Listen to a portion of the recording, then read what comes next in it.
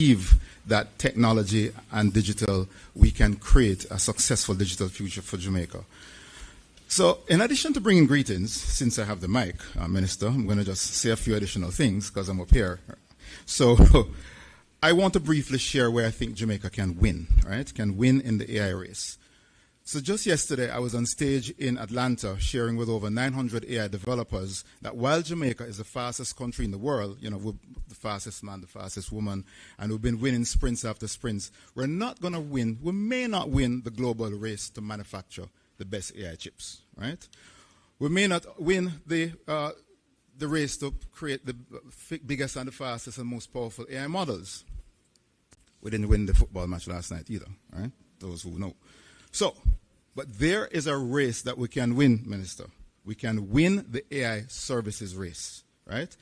We can win that for sure. So today is more than just a report launch. It is showing Jamaica the way how we can do it. We all know, most of us in the room know and understand that AI is here. It's in work, it's in government, it's in our play, it's us watching any of the various, Netflix or anything that we're doing. It's been with us for a while, even though people don't realize that you're using it. So let me just paint 3 quick scenarios that if Jamaica chooses, we can lead as an AI service provider. Scene 1, the Jamaican AI-enabled professional. Teachers, nurses, accountants, with AI support that handles the routine, so people focus on judgment, empathy, and quality. Productivity rise, earnings rise, and confidence increases. Not because we're replacing the body, because that's what everybody's worried about, because we augmented, because we upgraded the people. Scene 2, and this is one that in this room, Minister and PS and CTD, very important, the Jamaican AI-powered public service. Imagine, right? Let's imagine applying for birth certificate, applying for business registration, applying for permit. I just applied for my driver's license. Guys, it used to take 1 day. Why is it now taking 5 or 10 days? Anyway, let's not talk about that.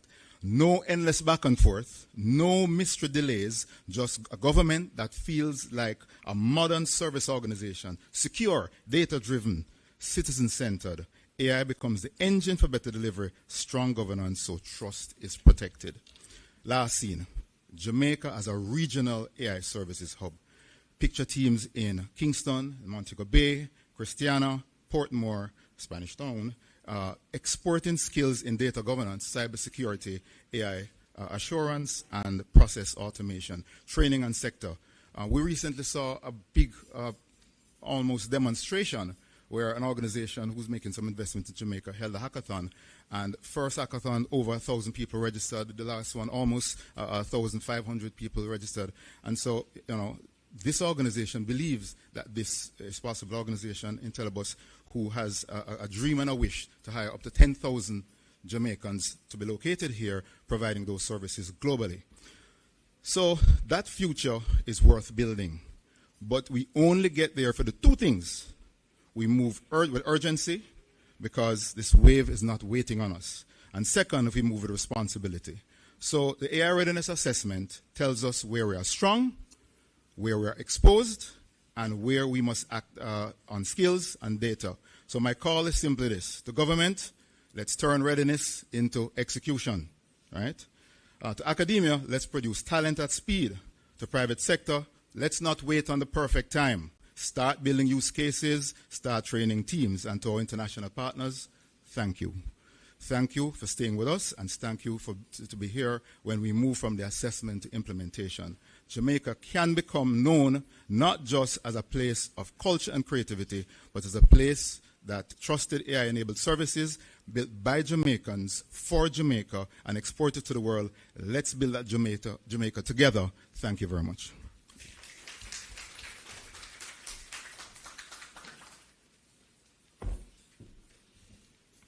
Thank you very much, and thank you as well for the invaluable support that we received from the AI Task Force during the course of these months to develop the RAM.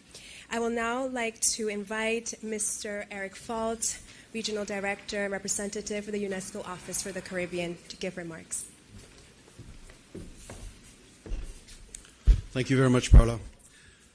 Honorable Dr. Andrew Whitley, Minister of Science, Technology and Special Projects, Director General of UNESCO, Mr. Khaled El-Anani, Mr. Rodriguez Ruiz, Head of Cooperation for the European Union, Mr. Christopher Reckford, Chairman of the National Artificial Intelligence Task Force, ladies and gentlemen and partners. Today we really gather at, I would say, the intersection of vision and action, at a moment when technology and human values converge. The launch of Jamaica's Readiness Assessment Methodology Report is not just a national milestone. It is, I'm sure, going to be a beacon for the region at large, a statement that the future of AI will be shaped by ethics, responsibility, and also collective purpose. Just to go back in time just a little bit, I need to remind everyone, or at least those who are not aware, that back only in 2021 at UNESCO, there was a very significant moment when all member states of the organization adopted a recommendation on the ethics of artificial intelligence. It was meant at the time, it was brand new and groundbreaking, it was meant to be a global compass, including, of course, all countries adopted it, including, of course, countries in the Caribbean. And it affirmed a simple but profound principle, which is that as our tools, technological tools, grow in power, our commitment to human dignity must grow even stronger. The RAM, as we call it, RAM assessment methodology, brings this principle to life. It has now been conducted in over 70 countries all over the world. And it is a framework that allows nations to plan, to prepare, ensuring that AI serves the public good, strengthens societies, and protects the freedoms of all. I want to tell you that this was actually one of the most important elements in the discussion that our Director General, Mr. El-Anani, and the Prime Minister had just moments ago, shortly after the arrival of the Director General here in Jamaica. I think that today we're marking an achievement, and it is a remarkable achievement, through an inclusive process. That is always something that UNESCO professes, engaging hundreds of participants across government, academia, civil society, and also the private sector. The nation has now mapped its AI landscape with care and insight. This is not just an assessment. It is also, I think, a statement of values, and that's what we always, from the UNESCO perspective, support. Inclusivity, I've already mentioned that name. Evidence-based, very important, obviously, and it represents also important possibilities for decision-making and altogether ethical foresight. Jamaica is truly today showing the world how a small island nation can lead with courage, intelligence, and humanity. The report, of course, is obviously not a beginning. It is obviously just a beginning. It's not a conclusion. It's when we talk about artificial intelligence, it is something that evolves almost every day, as I'm sure the Minister will underline. So we hope that this report will chart a path forward, a path, yes, where AI supports resilience, innovation, and sustainable development. Also a path where technology amplifies human potential rather than replaces it. I think this is clearly one of the fears that everybody has in government and also among the people. It is an invitation to imagine what is possible when ethics guide innovation, when inclusivity drives policy, and when knowledge simply is shared for the benefit of all. This vision extend also, and that's something that I want to mention, the vision of UNESCO extends beyond AI. Last year, UNESCO member states, we're always trying to be at the forefront of what needs to be done, adopted the recommendation on the ethics of neurotechnology. This new groundbreaking document addresses technologies that can record, interpret, and even influence brain activity. It's a little mysterious to me, but I think this is important that we all look at all of these issues. And this second recommendation was similarly groundbreaking. Across AI, neurotechnology, and also emerging technological frontiers, the message is the same. And that's, I think, something that we underline all the time. As technology evolves, our commitment to human dignity must continue to guide how we govern its development. UNESCO stands firmly with Jamaica today and always to implement the recommendations of the RAM that we're launching today, and hopefully to try to accompany you as you translate insight into policy and to turn aspiration into tangible action. We're very proud to support a nation that is demonstrating leadership, not only for its citizens, as I've said earlier, but for the Caribbean at large, and I would dare say for the world. And in closing, I don't want to be too long, I want to certainly recognize the government of Jamaica, particularly the office of the Prime Minister, the National Task Force, AI Task Force, for their dedication, the lead RAM experts for guiding this process, and of course, as always, the European Union for its steadfast support in this endeavor and many others. Most of all, I want to thank the citizens, experts, and stakeholders who shared their voices, who shared their time and their vision. Obviously, they could not all be here today, but I hope that through this event, they can be recognized. This report is a testament to a future in which technology serves humanity, justice, and shared prosperity. Thank you very much.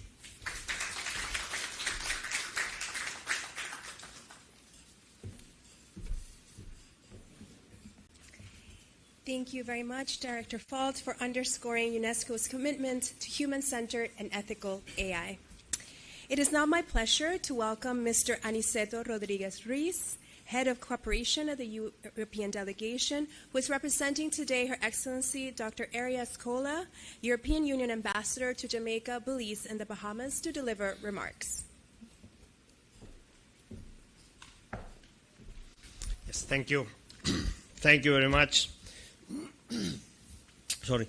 Dr. Honorable Andrew Wetley, Minister without portfolio at the Office of the Prime Minister with responsibilities for science, technology and special projects. Professor Khaled Al-Anani, the Director General of UNESCO. Ambassador Rocky Mido, Permanent Secretary of the Office of the Prime Minister. Eric Fault, Regional Director and Representative of UNESCO Regional Office, Mr. Christopher Record, Chairman of the National AI Task Force, but also to all friends from the diplomatic corps, the government of Jamaica, different ministries, departments, and agencies, UNESCO, other UN agencies, press, and dear friends, good afternoon, everybody. I'm pleased to stand here before you representing Ambassador Aria Escola today at the launch of this Jamaica's AI Readiness Assessment Report. This is a significant milestone that takes Jamaica one step further on its journey of responsible technological advancement and innovation. This comes in support of economic growth. In a world that is increasingly defined by digital interconnectivity, nations that optimize the power of technology lead in prosperity, resilience, and innovation. Today is still another example of Jamaica's proactive stance in implementing its digital transformation agenda, confidently and purposefully putting in place the visions, tools, skills, and vision required to do so. In this context, together, the work of the AI Task Force and Jamaica's AI Readiness Assessment provides a blueprint of the country to maximize the opportunities that artificial intelligence offers. The responsible integration of EA into Jamaica's socio-economic space can support many things. But essentially, on the public sector side, It can enhance efficiency of public services in general. On the private sector side, can contribute to greater competitiveness among business and the emergence of new sectors that drive jobs creation and economic growth. Jamaica's commitment to achieving an inclusive digital society and economy underscores its strategic vision for sustainable growth. By leveraging AI, Jamaica enhances its ability to mitigate challenges, adapt to rapid changes, and seize future opportunities. This AI readiness assessment is proof of the forward-thinking policies and practices that Jamaica is implementing to ensure its digital resilience. The European Union has been, for 51 years now, a long-standing partner in Jamaica's journey. The European Union is proud to contribute to this transformative path. On the digital side, and beside the support to this report, we have a very strong digital portfolio shared with Jamaica, including supporting the integration of digital competency into the curricula of all publicly funded teacher training institutions, expanding broadband internet access to schools across the country, and also the provision of digital transitioning support services for Jamaican MSMEs, as well as enhancing the competitive environment of the telecommunications sector. Also, on a more wider regional aspect, the whole Latin America and the Caribbean, the European Union is partnering with all these countries through the EU LAC Digital Alliance, where Jamaica, I have to say that is one of the most active and proactive actors and is leading in the Caribbean region on this regional EU-funded program. In addition to this partnership with Jamaica, we have also a long-standing partnership with UNESCO, and this funding, this Jamaica AI Readiness Assessment, is just a token of this also long-standing partnership with UNESCO. As we go forward, let us reaffirm our commitment to innovation, collaboration, resilience. Together, we can achieve much more than we can do individually. Then, thank you very much. Congratulations to everyone involved in making this possible. Thank you very much.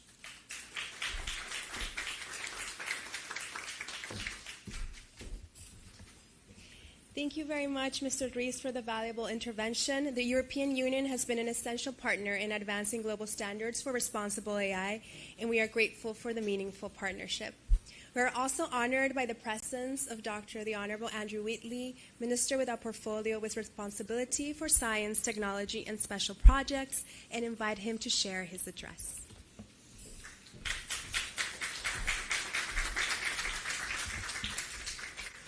Thank you very much, Madam Master of Ceremonies. Director General, Dr.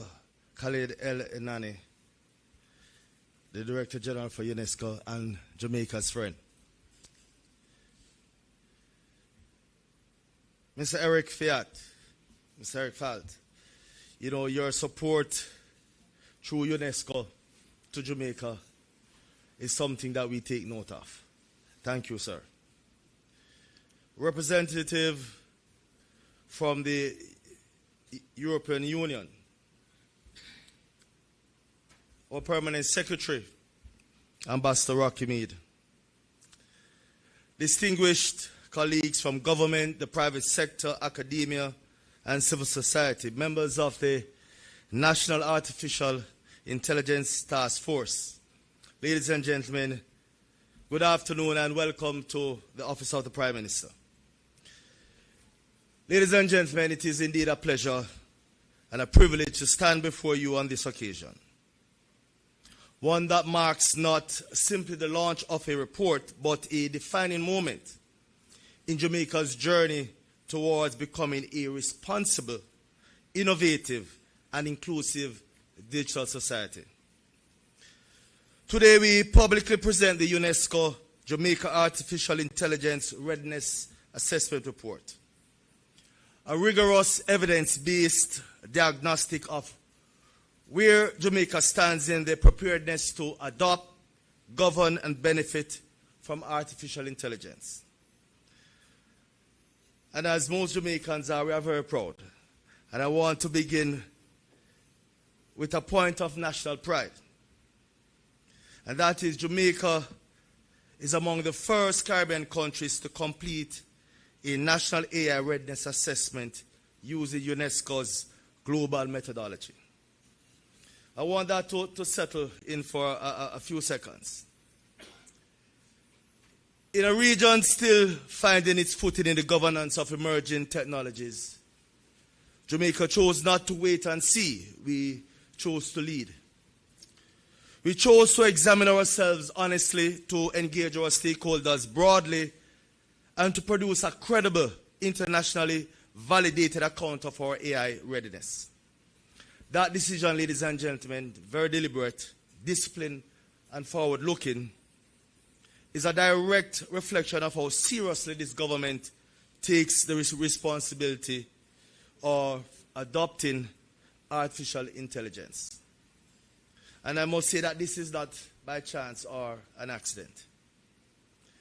It is the result of sustained institutional commitment, beginning with the establishment of the National AI Task Force in August of 2023, the delivery of our National AI Policy recommendations in September 2024, and now, ladies and gentlemen, the completion of this UNESCO Readiness Assessment.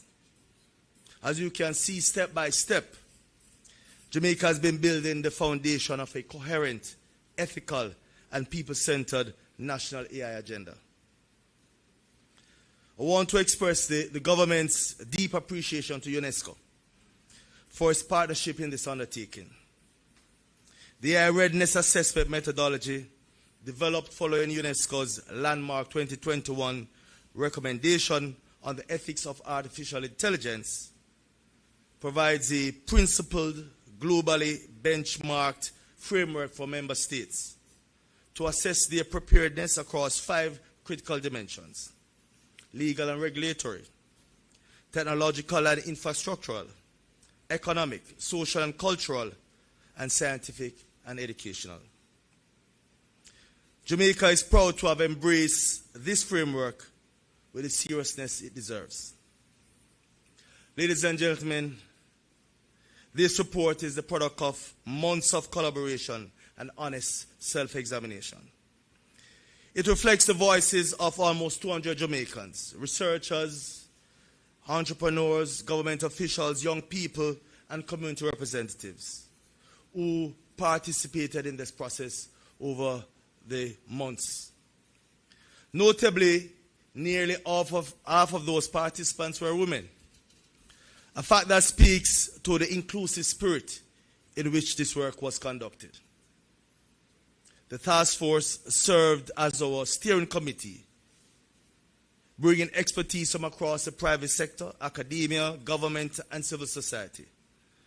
And I want to take this opportunity to thank Christopher Record, the chairman, and every member of that body for their exceptional commitment and service to this nation. I thank you, ladies and gentlemen.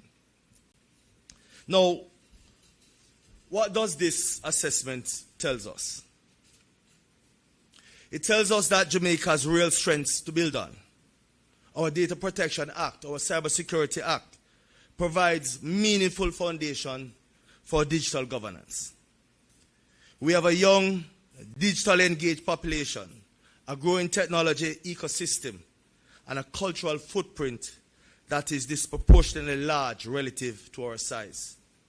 One that makes Jamaican-rooted AI innovation uniquely positioned to resonate in global markets. But this report also speaks candidly about where we must go and what we must do. We need AI-specific legislation addressing accountability, biases, and explainability. We need stronger institutional infrastructure for AI governance, including a National AI Oversight and Implementation Council. We must expand AI education from early childhood through tertiary and vocational levels, close the gender gap in STEM, and scale community-based AI literacy across the country. We must leverage AI as a driver of national productivity in agriculture, tourism, healthcare, and public services, while at the same time creating the investment conditions that attract partnership and capital. Ladies and gentlemen, these are not abstract ambitions. The report provides concrete, time-bound recommendations, and the government of Jamaica is committed to acting on them all. In fact, ladies and gentlemen, the next chapter is already underway. With both the National AI Policy recommendations and the UNESCO's Readiness Assessment now complete, we are moving forward with the drafting of Jamaica's National AI Policy, anchored in our Vision 2030, grounded in UNESCO's AI ethics principles, and shaped through continued national dialogue. This policy will be developed transparently, submitted through the proper channels to the Cabinet, and go through the Cabinet process to ensure that we have the widest input as is possible, and implemented through a dedicated coordination framework. Being among the first in the Caribbean to complete this assessment gives us both a head start and a responsibility. A responsibility to demonstrate that small island developing states can govern transformative technology wisely. A responsibility to our citizens, to our region, and to the generations of young Jamaicans who will live and work in an AI-shaped world. To UNESCO, to the European Union, and to all our partners, thank you for walking this journey with us.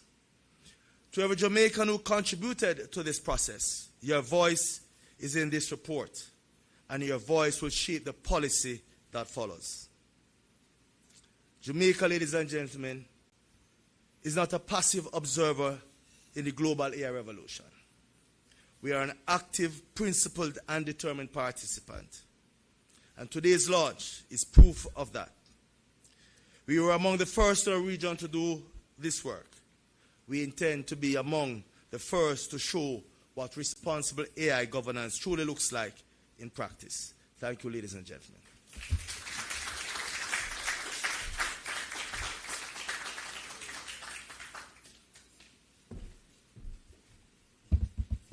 Thank you very much, Honorable Minister, for your leadership and reflections on Jamaica's vision for an innovative and inclusive digital future.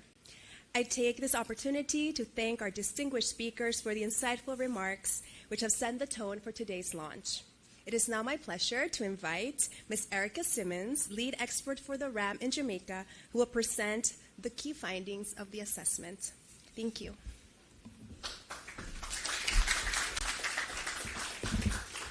Hello.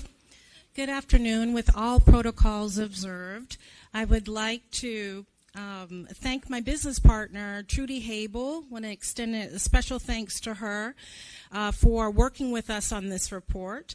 I want to also thank Ambassador Rocky Mead, who wrote our intro letters, to Ms. Joaquin Murray and Mr. Cecil McCann for all your support in the meetings. And in addition, I want to also thank Mr. Christopher Record and the chair of the AI Task Force for his support in facilitating meetings with the task force, as well as with many private sector organizations. To the colleagues at UNESCO, Paula and Yang, who provided the right guidance to shepherd this project, I thank you. And before I start, I just want to acknowledge the Broadcasting Commission of Jamaica, Mr. Green and Ms. Sasha, for their vision and support in artificial intelligence. Way back in 2019, they were the first people that came and talked about AI in the way that many of us are thinking today. I just have a couple of slides that I am going to go through, but most of them have already been talked about. and I'll start here. We had over 196 participants engaged across all of the sectors of government, private sector, academia, or civil society, and youth. We ran seven national consultation sessions, which were 2 hours each. We had 9 executive interviews, and we also executed 5 structured surveys across the key dimensions, which are the infrastructure, the workforce, our economy, education, the social impact, and our policy and governance. This was not a theoretical exercise. It was really a national diagnostic, a benchmark, and one of the most comprehensive AI readiness efforts in the Caribbean. Some of the findings, what we found is Jamaica has a strong foundation in place. Governance is in motion, like we talked about. The Open Data Policy, the National AI Task Force, our Data Protection Act. The stakeholder alignment was real, as I talked about, with really great collaboration and feedback across all of the sectors, public sector, academia, and civil society. On the part that we need to work on, we have some challenges with our infrastructure here in Jamaica to facilitate the AI future. We have active transformation in process. We have early AI adoption, and we do have an education sector that is credible and strong. What this indicates is this is not an early stage readiness. This is a country already moving, as we talked about, and really now we got to think about how we go faster and how we scale. Where are the gaps? We've identified some of those already. We need an AI-specific law, and I'm happy to hear the minister say that one will be tabled soon. We have a lot of data regarding our workforce that's missing, right? We don't know how many people in the country are actually performing AI jobs. The skills supply also is unknown to some extent, and we have talent gaps. How that is showing up really is in our R&D investment. So our R&D investment stands at 0.06% of GDP, which is quite low. And I think in the digital transformation mission and vision for 2030, we talked about it being at least 0.5% of GDP. So innovation comes from research and development, so we really should be focused on increasing in that area. We have frequent power outages in Jamaica, and data costs remain high. The adoption is a bit uneven also across the country. We heard a lot of people, of course, in the academic tertiary sector, obviously working on AI, but when we delved a little bit deeper into primary and secondary schools, there was still a lot of need for even just basic education on artificial intelligence, how to use the internet and interpret the data. And we do have a little bit of a gender gap. We see that women are doing well in math and science subjects until they get to college, and we're not really seeing them graduate with the technical degrees. So we have to figure out what the issue is there. We have a rural access gap. Anybody that lives in the country knows that we have access challenges. So these gaps, I believe, are all solvable, but they do require coordination and investment. Okay, so here are 7 really easy path forward actions that can drive impact and will in the future determine our national leadership. So yes, the AI governance and the establishment of our legal frameworks and oversight is key and important. We do need to make sure that we're driving AI literacy down into the primary sector, also with elderly people. And I would say in the assessment, I heard from the Librarians Association of Jamaica, and they said that they would be pleased to facilitate any meetings at their libraries that would bring that literacy forward. Industry is adopting AI, and we heard from many private sector organizations that said that they are implementing AI in their operations, so that's great. We need more. The infrastructure, again, is key, and after the hurricane, we're rebuilding our complete infrastructure, so hopefully we will see some improvements in that in the future. Small and medium-sized businesses actually have an important role to play in our digitalization and our maturity with AI. And so we're recommending for the small and medium-sized businesses that we provide those digital tools to them, like cloud access, resources that they can use to develop their small business. And lastly, this recommendation around climate action and sustainability was completed before the hurricane that happened in October. But I guess we were being a little bit forward in saying that we should be using artificial intelligence to help us mitigate the damages caused by climate change. And that can happen in a couple of ways. Obviously, we can do things like modeling to determine the weather patterns using artificial intelligence. But even more important, we can model supply chain response to disasters. So I would encourage the government to continue to do that. All in all, I would just like to congratulate the nation of Jamaica, I'm a proud Jamaican as well, on the completion of this report, and I look forward to supporting any action that you're going to take outside of this report going forward. Thank you so much.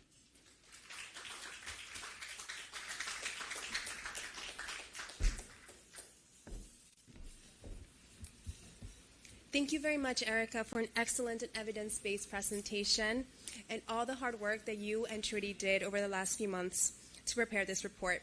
The full RAM report can be accessed in the QR code at the bottom of your agendas as well. We will now proceed for the next segment of our program, which is the official handover of the Artificial Intelligence Readiness Assessment Report. We need 1 minute to set up the room accordingly.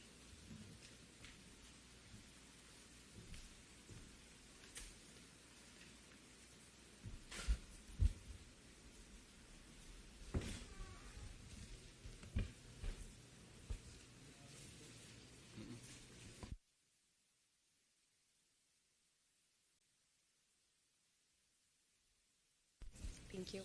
All right.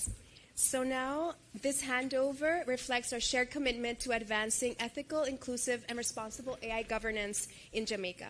It is my honor to invite Director Eric Fault to formally present Jamaica's Readiness Assessment Methodology Report to Minister with Responsibility for Science, Technology, and Special Projects, Honorable Andrew Wheatley. May I kindly ask that you both, and we will be joined by Director General Mr. Khaled as well. We'll ask you for a nice photo pose for the handover.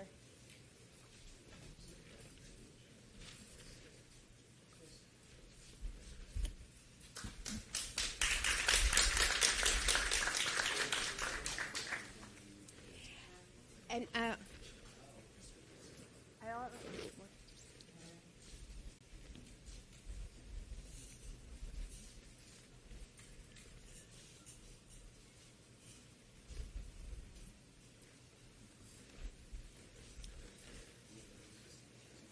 I now have the honor of also inviting Director Fault and Director General to present the Readiness Assessment Methodology Report to the representative, Mr. Ruiz, from the European Union as well, and for a photo presentation.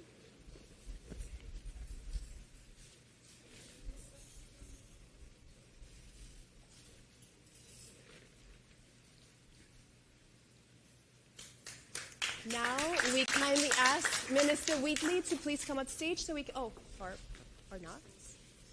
For the four, would it be possible? For the European Union, Minister Wheatley, and UNESCO. Exactly, yes. For a photo for the press, please, to mark this important occasion.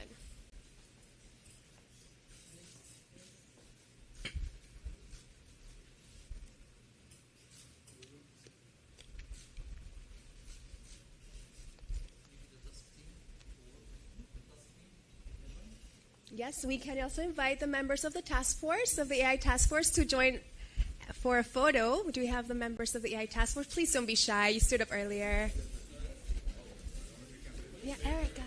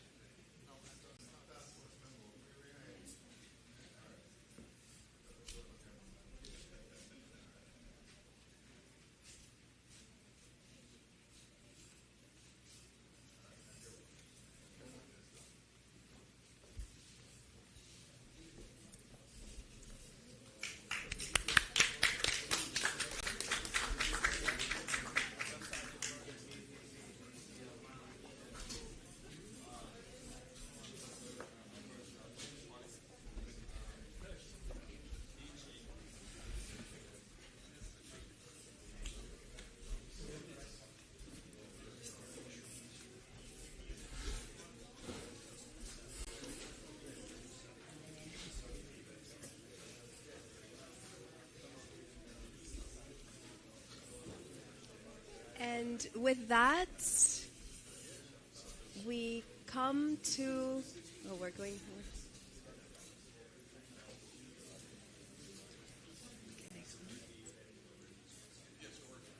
so I think we will close the,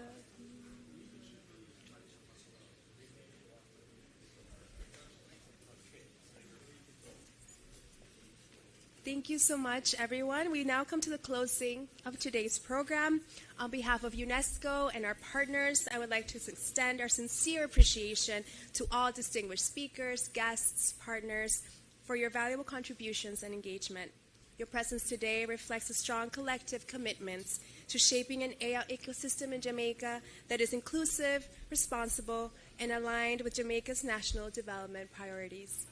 Thank you. We invite you now for refreshments and networking outside. Thank you all for coming, and have a lovely afternoon.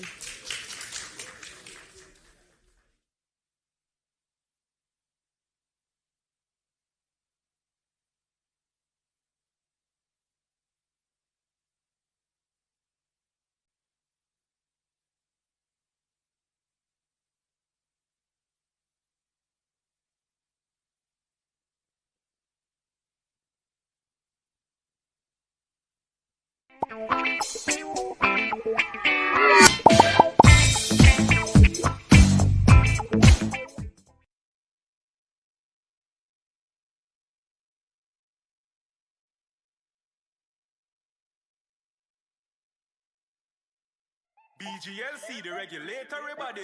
We regulate, you play without worry. We regulate, you play. BGLC, fair play when you play. For the fun of the game, you know we're there. BGLC, keep it fair for the player. You play the game and we are the rules setter. Keep everything fair so the game play better. The Betting, Gaming and Lotteries Commission. We ensure fairness, integrity and responsible gaming practices. Keep the game fair and fun for everyone. We regulate, you play. Peace begins with us. Every act of kindness, every step towards understanding brings us closer to a brighter tomorrow. Let's choose unity, compassion, and hope. Together, we can build a future where peace reigns. Brighter tomorrow starting today.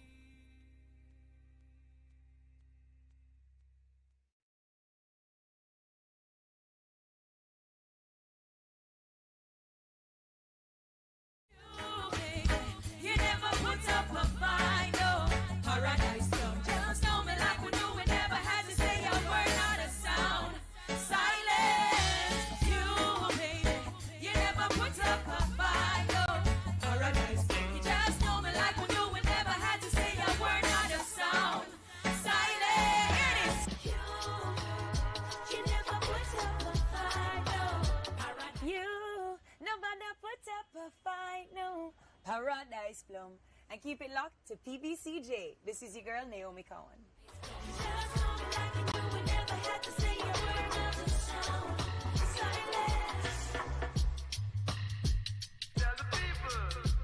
It's Wednesday, April 1st.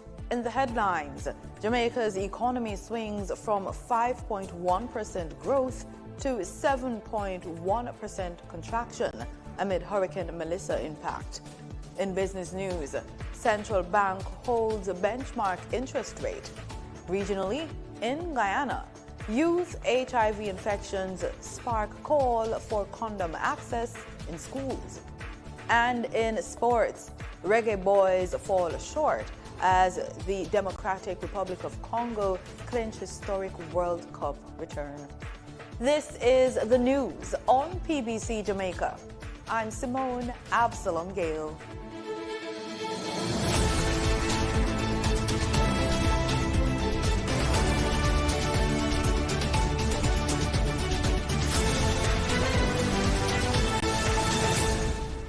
Jamaica's economy grew by 5.1% in the July to September quarter of 2025, but later contracted sharply by 7.1% in the final quarter due to the impact of Hurricane Melissa. And that's according to the Statistical Institute of Jamaica. Director General of the Statin, Leisha de Latibadere, shared the data while addressing Statin's quarterly press briefing held at the Terra Nova All-Suite Hotel in Kingston this week. Ms. de Latibadere notes that the economy had earlier expanded by 1.1% in the first quarter and 1.7% in the second quarter of 2025. The impact of the hurricane on productivity would be captured in the GDP. So during the fourth quarter of 2025, Hurricane Melissa disrupted Jamaica's economic activity across the island. The impact was evident in both the goods producing and services industries. The overall performance in the fourth quarter largely reflected the negative impact of Hurricane Melissa on the economy. She says the downturn affected both goods producing and services industries. The goods producing industries declined by 10.7%, and this was largely attributed to declines in agriculture, forestry, and fishing, which contracted by 17.7%. Meanwhile, the services sector fell by 5.9%, with all industries recording declines except finance and insurance, and public administration and defense. She notes that accommodation and food service activities recorded the largest drop. This industry fell by 31.0% and accounted for 42.4% of the overall decline in the services industries. Other notable declines included electricity, water, and waste management, which fell by 11.7%, wholesale retail trade, repair of motor vehicles, installation of machinery and equipment, which fell by 2.2%. In 2025, Jamaica recorded 373 road fatalities, and now there has been a major step to improve road safety with the official launch of the National Motorcycle Helmet Standard. The measure was introduced by the Bureau of Standards Jamaica in partnership with the JN Foundation through the Helmet Wearing Coalition. Danita Rodney was there, and in her report, she explains that the initiative aims to ensure riders have access to safer, certified helmets and to reduce the growing number of motorcycle deaths on the nation's roads. Wearing a helmet could mean the difference between life and death for motorcyclists. Road safety advocates, including the World Health Organization, say proper helmet use remains one of the most effective ways to prevent fatal head injuries in motorcycle crashes. With this in mind, the Bureau of Standards Jamaica officially launched its Motorcycle Helmet Standard in Kingston on Tuesday. Public Education and Customer Service Coordinator at the Bureau, Ellis James Lang, says the launch marks an important milestone in protecting riders. Today's launch of the Jamaican Standard Specification for Protective Helmets for Road Users, JS 374-2025, or the Motorcycle Helmet Standard, is both timely and necessary. Over this past weekend alone, Reports indicate that as many as 4 motorcyclists tragically lost their lives on our roads. These incidents serve as a sobering reminder of the vulnerability of motorcycle users and the urgent need for stronger safety interventions. Now, while the introduction of a national standard will not, in and of itself, eliminate road fatalities, it represents a critical step in safeguarding lives. It underscores the importance of wearing certified, good quality helmets. Helmets that are designed, tested, and proven to protect. Minister of State in the Ministry of Industry, Investment and Commerce, Delano Seawright, describes the new standard as a decisive step towards safeguarding lives and coordinating national action on road safety. The launch of JS 374-2025, the Jamaica Standard Specification for Protective Helmets for road users, represents far more than the introduction of a technical standard. It represents, my friends, a decisive step by Jamaica to protect lives through science, regulation, and coordinated national action. Executive Director at the Bureau, Dr. Velton Gooden, says the new requirements will address critical safety standards and help ensure helmets provide the protection riders need. The JS 37-2025 has been carefully developed to introduce clear, practical, and internationally aligned guidelines for protective helmets used by motorbike riders. It addresses critical safety and quality parameters, ensuring that helmets worn on our roads are fit for purpose, capable of absorbing impact, and designed to protect the lives of those who depend on them every single day. A helmet isn't just a gear, it's a lifeline. Wear it, every ride, every time. Reporting for the news on PBCJ, I am Denida Rodney. Displaced residents in St. Thomas now have access to safe overnight accommodation following the opening of a new night shelter in Morant Bay, as the government moves to expand support services for the nation's most vulnerable. The facility, located at the St. Thomas Drop-In Center on Church Street, was officially opened recently by Minister of Local Government and Community Development, Desmond McKenzie. Speaking at the ceremony, McKenzie said the establishment of drop-in centers forms part of the government's policy to provide care and support for vulnerable and destitute individuals across the country. Government will never have enough funds to do what is necessary in facilities like these. So corporate St. Thomas can play its part in helping to maintain this facility. Minister McKenzie expressed confidence that the facility will bring hope and opportunity to residents in the parish, while urging corporate stakeholders to support its upkeep and sustainability. It has provisions for 28 individuals, male and female, and it is fully furnished, well taken care of. He also indicates that the opening marks the completion of the government's island-wide rollout of drop-in centers, with focus now shifting to improvements in infirmaries. The Ministry of Health and Wellness has extended the deadline for submissions under its Research for Wellness Fund to April 30, 2026, inviting researchers and institutions to apply for grants of up to $20 million to support studies aimed at improving national health outcomes. Speaking at this year's Medical Research Conference, Health and Wellness Minister Dr. Christopher Tufton said the initiative forms part of the ministry's broader wellness agenda, which emphasizes the use of research to inform national health policies. And we need to arm our primary healthcare system with the knowledge, the application, the tools, the technology, if necessary, in order to influence the lifestyle that we desire as a society from birth through to death. The Research for Wellness Fund, valued at $50 million, as the minister said, and financed by the National Health Fund, was first launched in 2019 during the minister's sectoral presentation. It supports applied research through a competitive proposal process.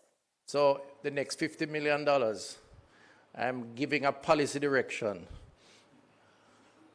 Consider behavioral sciences, and you may actually be more fortunate in how this $50 million is awarded. By the way, I'm not on the committee, so just to be clear. Priority areas for funding include wellness in workplaces, schools, homes, and communities, as well as among persons living with non-communicable diseases and related risk factors. Mental health and maternal health have also been identified as key focus areas. Interested applicants are encouraged to review submission guidelines online or contact the ENHR